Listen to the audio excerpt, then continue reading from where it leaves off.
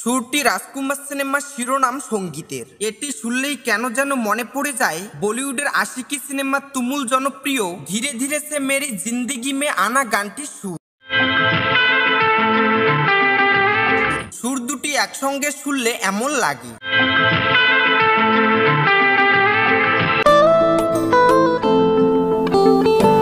এখানেই শেষ নয়। রাজকুমার সিনেমার অন্য আরেকটি অংশের সুর এমন, এটিও যেন মিলে যায় বলিউডের প্যার তুনে ক্যা কিয়া সিনেমার কামবাক ইশকে গানের একটি অংশের সঙ্গে। সুর দুটি একসঙ্গে শুনলে এমন লাগে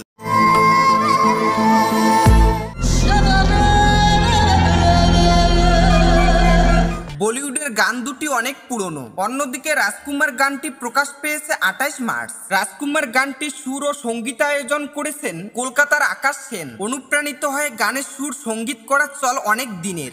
এটি দোষের কিছু না বলেই মনে করেন সঙ্গীত শিল্পীরা। তবে রাজকুমার গানের সঙ্গীত পরিচালক আকাশ সেন আসলেই অনুপ্রাণিত নাকি কাকতালীয় ভাবে সুরগুলো পরিচিত লাগছে তা নিয়ে কোনো মন্তব্য করেননি।